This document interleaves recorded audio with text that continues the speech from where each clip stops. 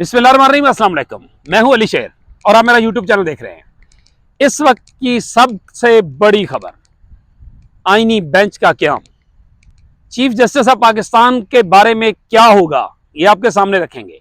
साथ ही साथ कौमी असम्बली इजलास मैंने कवर किया है। इससे पहले आईनी तरमीम पे इजलास हुआ, कल फिर आईनी तरमीम पे 1:30 बजे इजलास है। कौमी असम्बली का इजलास 11 बजे बुला लिया गया है। सेनेट में क्या हुआ और कौन सी रुकन सेनेट ईवान में रो पड़ी, ईवान में सकता छा गया, ऐसा क्या हुआ वो भी आपके सामने रखेंगे। कहानी क्या थी, अब चलते हैं बिल्कुल टू द पॉइंट टच करते हुए। आज के दिन में जो इंपॉर्टेंट चीजें हुई उनमें पार्लिमानी कमेटी, खुसूसी कमेटी जो थी उसका इजलास हुआ और उसमें यह कहा गया कि इत्तफाक राय हो गया है, इत्तफाक राय हो गया है और 1-2 दिन में मसवदा बन जाएगा। मौलाना फजलुर रहमान लाहौर से इस्लामाबाद पहुंचे हैं, पीटीआई के साथ उनकी मुलाकात हुई है और उस मुलाकात में जो पाकिस्तान तहरीक इंसाफ का बैकडोर पे मौकफ था आईनी बेंच को सपोर्ट करने का, वही मौलाना का मौकफ था उनके इसमें मसवदे में। और उसके साथ ही साथ उनका यह मौकफ भी था कि आईनी अदालत की बजाय आईनी बेंच होना चाहिए। इसी तरह से सूबे जो हैं उनमें भी आईनी बेंच होने चाहिए, तीन जजेस पर, यानी चीफ जस्टिस और 2 सीनियर जजेस। और सुप्रीम कोर्ट में अब कुछ तरमीम की खबरें आ रही हैं। पहले सिर्फ यह था कि 5 रुकनी बेंच जो है वो होना चाहिए आईनी चीफ जस्टिस की सरबराही में, अब 9 रुकनी बेंच की बात की जा रही है। बाकी चीजें क्या आती हैं उनको सामने आगे लेके आएंगे, लेकिन अब तक की जो मेन खबर है वो ये कि पीपल्स पार्टी PMLN पीछे हट गई हैं अपने आईनी अदालत के मौकफ से। और आपको याद है, मेरी तमाम पिछली वीडियोस देख ले, मैं कब से कहता चला आ रहा हूं कि बनेगा तो आईनी बेंच बनेगा, वरना आईनी तरमीम नहीं होगी।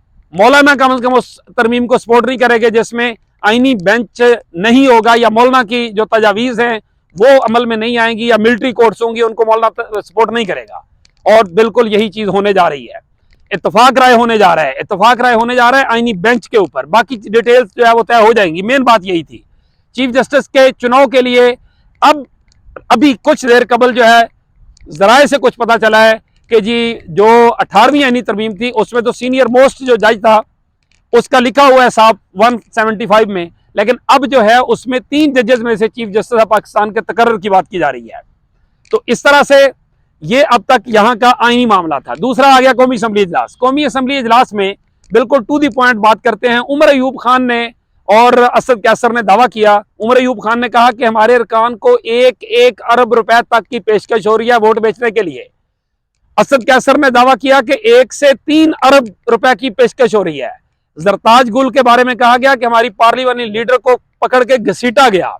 इसी तरह से उन्होंने 7 अरकान जो हैं, अरकान कौमी असम्बली, उनके वोट लेने के लिए वो एक तरह से जिसको कहते हैं अगवा बराए बयान, अगवा बराए तवान और अगवा बराए वोट, उस तक बात जो है वो पहुंच गई।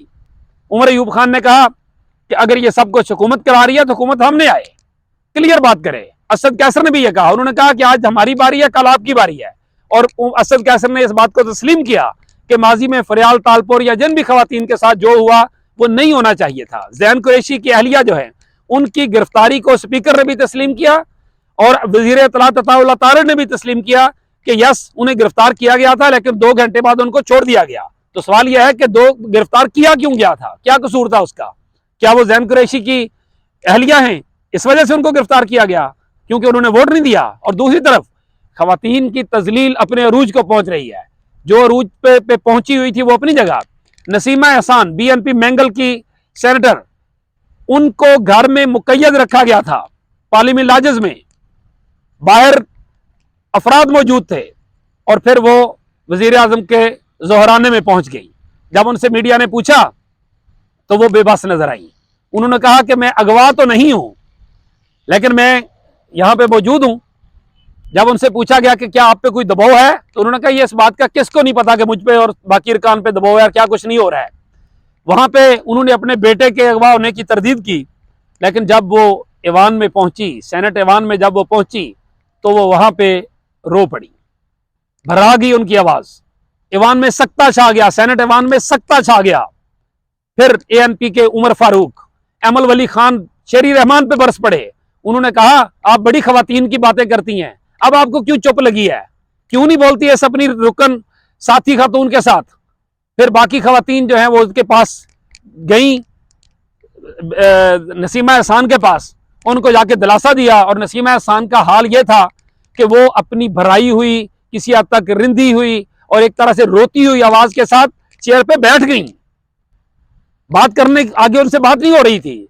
यूसुफ रजा गिलानी चेयरमैन सेनेट खुद परेशान हो गया कि ये क्या हो रहा है। प्रेस गैलरी हो सेनेट की या ऐवान हो, उसमें सख्ता छा गया था। ऐसे लगता था जैसे उनके सरों पे परिंदे बैठे हुए हों। और नसीमा एहसान ने कहा बैठ के बातचीत करें, मामलात के मसाइल बातचीत से हल करें। इस तरह से मसाइल हल नहीं होते जिस तरह आप कर रहे हैं। और जो चादर और चारदीवारी की तजलील तजहीक आप कर रहे हैं, ये वापस नहीं आएगी। उन्होंने रिक्वेस्ट की, उन्होंने कहा मेरी पार्टी के सरबराह से बात करें, आपको वोट चाहिए, उनसे बात करें, हमारे साथ ड्राफ्ट शेयर करें।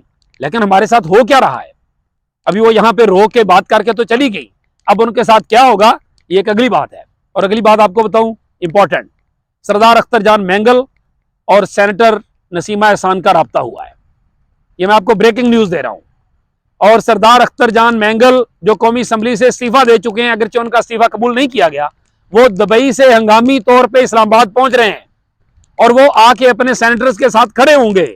एक सेनेटर उनका कासिम रिंजो, जो अताउल्लाह मैंगल का सरदार अख्तर जान मैंगल के वालिद का दोस्त है, उसको उसके बेटे समेत जो है वो अगवा कर लिया गया हुआ है। वो शिफा अस्पताल में डायलिसिस कराने के लिए गया था।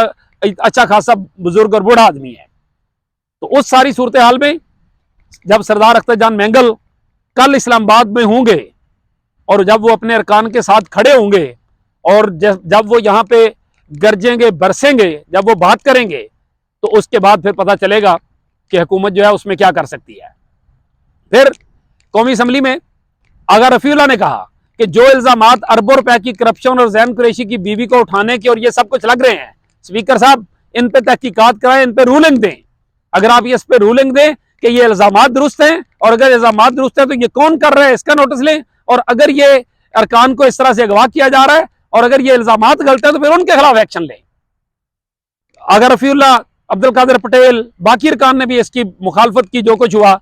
और फिर उसके साथ ही साथ जो इसके बिलावल भुट्टो जरदारी और उमर अयूब खान, मैं आपको बड़ी डेवलपमेंट ये बताऊं, बिलावल भुट्टो जरदारी और उमर अयूब खान की ईवान में मुलाकात हुई है और शार्ट सी एक गुफ्तगू हुई है।